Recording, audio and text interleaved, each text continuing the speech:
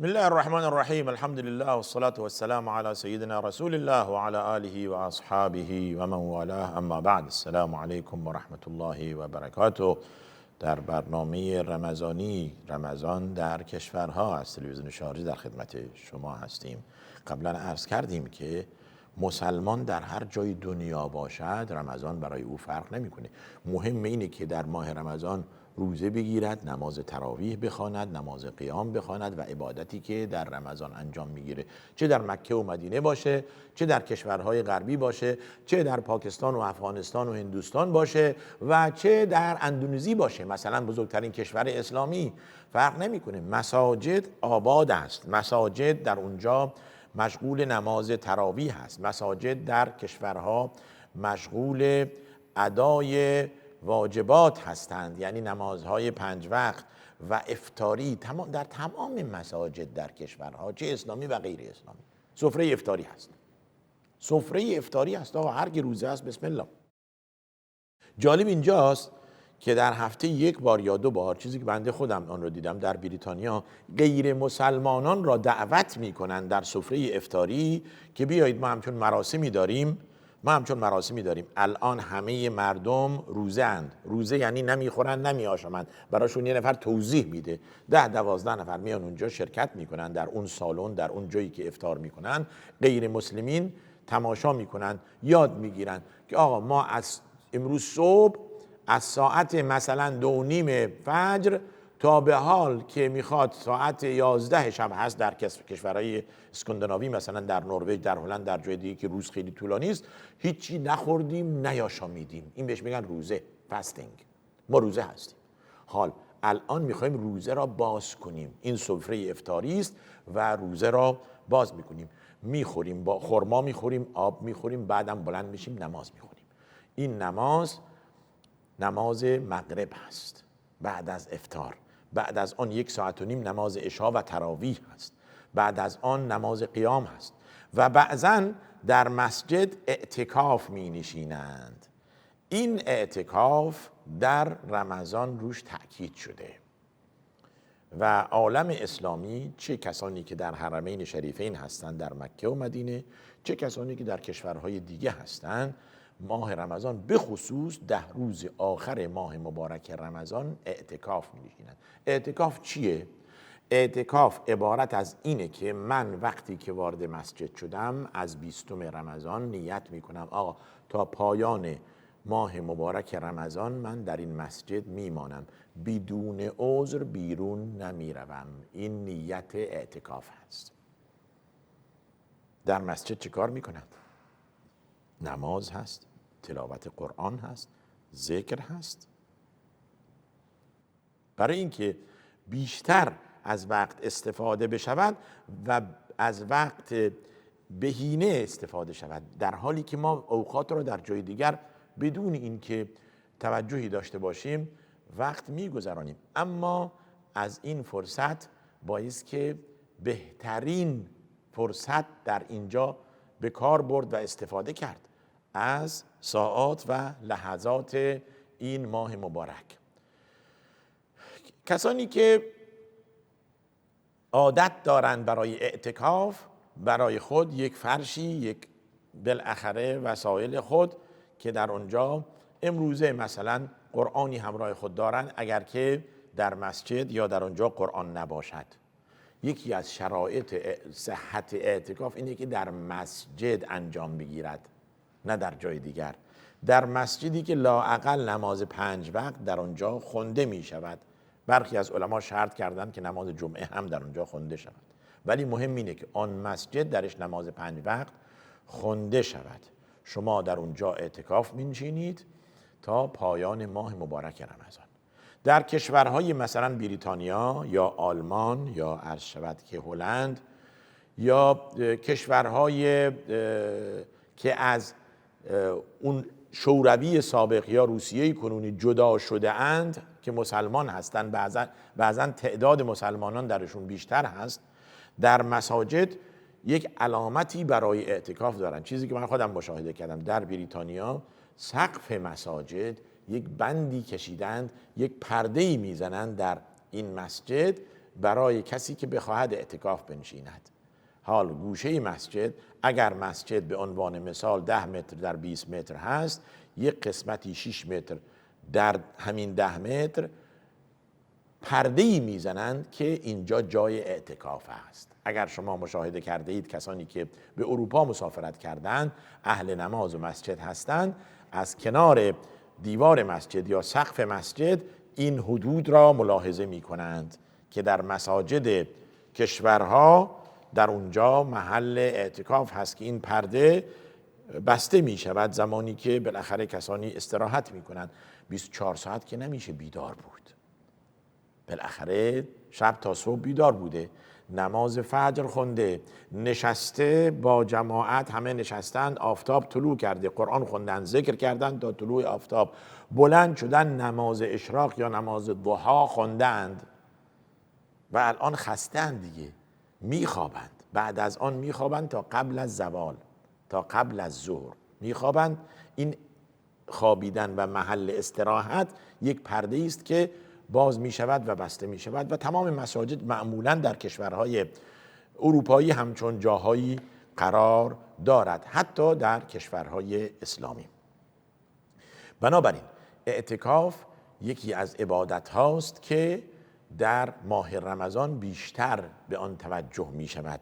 رسول الله صلی الله علیه و سلم در اواخر رمضان اعتکاف می نشستند و خانواده را برای عبادت نماز و تلاوت قرآن بیدار می کردند و در آیه سوره بقره داریم ولا تباشروهن و انتم عاکفون فی المساجد، با زنان آمیزش نداشته باشید در حالی که در حالت اعتکاف هستید.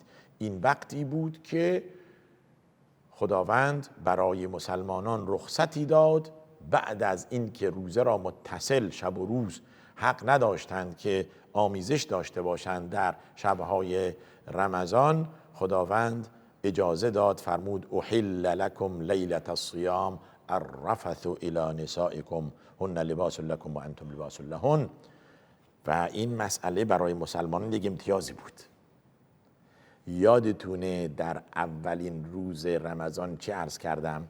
عرض کردم که وقتی آیه فرض روزه نازل شد، یا ایها الذین آمنوا کتب علیکم الصیام کما کتب علی الذین من قبلکم لعلکم تتقون، عرض کردم که ممکنه خیلی براشون سنگینی میکرد. کم کم امتیازاتی خداوند داد، از این سنگینی کاست.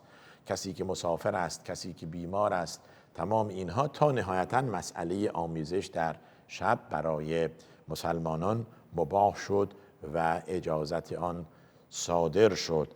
وقتی که این اجازه صادر شد معناش این نبود که در حال اعتکاف این اجازه هست. خداوند نهی کرد شما که معتکف هستید دیگه حق آمیزش ندارید. این حد خداست. آخر آیه میفرماید تلک حدود الله، و تمام اون نواهی که خداوند ما را از آن باز داشته حد و حدود خداست. فلا تعتدوها، از آن تجاوز نکنید. یعنی ای مسلمان، زمانی که بهت گفتن اینجا معصیت است، از اینجا نگذر. دقیقاً حدود الهی مانند زمین قرق شده هست، حد و حدود داره. یا به معنی امروزی زمینی که در اطراف آن حد و حدودی یا به یک نحوه علامتی است که آقا اینجا اگر پا گذاشتید میدان مین است، اگر در این میدان رفتید منفجر میشوید، کشته میشوید، از بین میروید. حد و حدود الهی هم همین. معصیت حد و حدود الهی. آقا اینجا بس، تا اینجا کافی است، دیگه جلو نرو. جلو رفتی مؤاخذه میشوی، جلو رفتی روز قیامت باعث جواب بدی، جلو رفتی احتیاج به توبه دارد، احتیاج به توبه دارد. و این چیزی است که برای مسلمان یک امتیازی است که اگر هم مرتکب یک معصیتی شد بالاخره راه بسته نشده، یعنی به کوچه بنبست نرسیده که راهی نداشته باشد. راه خداوند قرار داده، اون هم توبه هست، توبه و انابت. پس بنابراین برمیگردیم به اصل موضوع. موضوع این جلسه اعتکاف است. اعتکاف یعنی خودداری از بیرون رفتن از مسجد مگر برای ضرورت. خیلی خوب، در حین اعتکاف زنگ زدن که یک اشکالی در خانواده به وجود اومده. در حین اعتکاف شما مطلع شدید که لازم است شما بروید، لازم است بیرون بروید، در اونجا بیرون میروید، اشکالی نداره. زمانی که عرض کردم اعتکاف یعنی این که در مسجد بنشینید و بیرون نروید، معناش این نیست که برای ضرورت هم حق نداشته باشید بیرون بروید. برای ضرورت اشکالی نداره که انسان از مسجد خارج بشه. در حین اعتکاف چه کار میکنید؟ تلاوت قرآن را شما ختم میکنید، 1 بار، 2 بار، 3 بار، بیشتر. فرصت غنیمت شمارید. یک سوالی که در جلسات گذشته هم بنده عرض کردم، ممکنه کسی باشه به من اعتکاف دوست دارم بنشینم ولی قرآن که بلد نیستم بخونم. آقا به من یاد ندادن، من قرآن بلد نیستم. عرض کردیم جایگزین قرآن چی می شود؟ اذکار، سبحان الله والحمد لله ولا اله الا الله والله اکبر. ذکر خدا کنید، دعا کنید. در ماه رمضان دعا کنید، مرتب دعای خیر دنیا و آخرت، برای خود، برای خانواده، برای فرزندان، برای بستگان، برای گذشتگان. بهترین عملی که انسان انجام میده برای مرده های خودش دعاست. حتی علما میفرمایند دعا بهتر از نحر و ذبح 10 شتر و حیوان است که آن را صدقه بدهید برای فقرا، به غرض این که اجرش به متوفا و پدر و مادر شما برسد. این دعا هزینه‌ای نمیخواد، خرجی نداره. پس دعا کنید تا اینکه خداوند این رمضان را به خوبی از ما قبول کند، با اخلاص از ما بپذیرد. کما اینکه برای والدین خود دعا کنید. در روایت داریم که یک شخص درجاتش در بهشت بالا می رود. می گوید که من که خیلی اعمال زیادی در دنیا نداشتم، چی شد که درجاتم این همه داره بالا میره؟ جواب می شنود که از دعای فرزندان توست، از دعای نوه‌های توست، از دعای بستگان توست که این اعمال یا این ارتقا را به شما بخشیدند به خاطر دعای اونها. یک حدیثی ذکر کردیم که انسان که بمیره تمام اعمالش از دنیا منقطع میشه مگر 3 چیز. یکی از این 3 چیز چی بود؟ او ولد صالح یدعو له، یا فرزند صالحی که برای والدین دعا کند. حال این فرزند صالح دعا میکند برای پدرش، دعا میکند برای مادرش. مبادا روزی بگذرد که شما برای والدین خود دعای خیر نکنید. حتی بیشتر از این، مبادا نمازی بخوانید که در آن نماز دعا برای والدین خود نکنید. حتی بیشتر از این، مبادا رکعتی باشد که در آن دعا برای والدین نکنید. باز هم بیشتر از این، مبادا سجده‌ای باشد که در آن سجده دعا برای والدین نشود. ببینید ما چقدر امتیاز داریم، چقدر خداوند به ما فرصت میده، چقدر خدا ما را دوست دارد، امتیاز داده به ما، منت نهاده بر ما، به خصوص در این ماه مبارک، به خصوص در این دهه آخر ماه مبارک. این دهه آخر ماه مبارک رمضان شبی هست که در شب قدر. در رابطه با اهمیت قدر ما صحبت کردیم. دعا مستجاب می شود. چه بهتر که ما برای والدین خود دعا کنیم. درسته که انسان خودش دعا میکنه اللهم اغفر لی، بعدش میگیم ولی والدیم. زمانی که در آیه میفرماید حتی اذا بلغ 40 سنة قال رب اوزعنی ان اشکر نعمتك التي انعمت علی و علی والدی و ان اعمل صالحا ترضاه. دعا برای والدین. ای کسی که دعا میکنی برای والدین خود، منتظر باش فرزندان و نوه شما برای شما دعا می کنند. ای کسی که بر والدین دارید، فرزندان و نوه شما همین کار برای شما خواهند کرد. پس در اعتکاف، در مسجد، در ماه رمضان، در حال وضو، در حال عبادت، تمام این خوبی ها جمع شده. در ایامی که یا در شبهایی که امید است شب قدر در این شبها باشد. شب قدر، اعتکاف، رمضان، روزه و احیانا هم جمعه با اینها همخوانی دارد، با این اتفاق می افتد دیگه. چه بهتر از این ایام که ما دعا کنیم و از خدا بخواهیم برای خودمون و برای خانوادهمون، برای خودمون و برای پدر و مادرمون، برای خودمون و برای والدین خودمون. اینجا خیلی مهمه که والدین از این عبادت و از این دعا بی بهره نشوند. ممکنه بگوید دعا چه کار میکنه؟ دعا عبادت آقا، دعا عبادت. قبلا عرض کردیم دعا از سه حالت خارج نیست، یا اینکه مستجاب میشه، یا اینکه بلایی از سر شما رفع میشه، یا اینکه در میزان حسنات شما در روز قیامت ثبت میشه.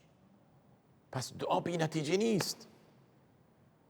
ان الذين استكبرون عن عبادتی، خدا میفرماد اونهایی که دعا نمیکنن متکبرند، به جهنم میروند. و چه کسی امن یجیب المضطر اذا دعاه، چه کسی دعای انسان مجبور و مضطر میپذیرد جز الله سبحانه و تعالی. همه ما احتیاج به یک خلوتگاهی داریم، به یک مکانی داریم که بین خود و خدا خلوت کنیم، راز و نیاز خود را به خدا بگوییم. چه بهتر از مسجد؟ آیا بهتر از مساجد جای دیگری هست؟ در حدیث داریم که بهترین اماکن مساجد هست. ما بهترین اماکن را انتخاب کردیم، درش اعتکاف نشسته ایم. بهترین ماه را انتخاب کردیم که رمضان باشد. بهترین ایام را انتخاب کردیم که 10 آخر ماه مبارک رمضان و شب قدر باشد. و بهترین لحظات را انتخاب کردیم که شب جمعه باشد، یا شب فرد، یا شب وتر از شبهای رمضان باشد. شایسته است که دعا کنیم، از خدا بخواهید. خزائن الهی تمام شدنی نیست. اللهم انی اسألك من فضلك و رحمتك فانه لا یملکها الا انت. از فضل و رحمت تو میخواهم، غیر از تو کسی دیگر مالک این فضل و رحمت نیست. خداوند به ما توفیق دهد که دعا برای والدین کنیم و دعای ما را بپذیرد و والدین ما را وارد بهشت کند و در جنت الفردوس جا دهد. از اینکه این برنامه را دیدید و تماشا کردید کمال تشکر دارم. برنامه دیگر در روز دیگر، تا روز دیگر و برنامه دیگر شما را به خدا می سپارم. و آخر دعوانا ان الحمد لله رب العالمین و صلی الله وسلم و بارک علی نبینا محمد و علی آله و صحبه اجمعین.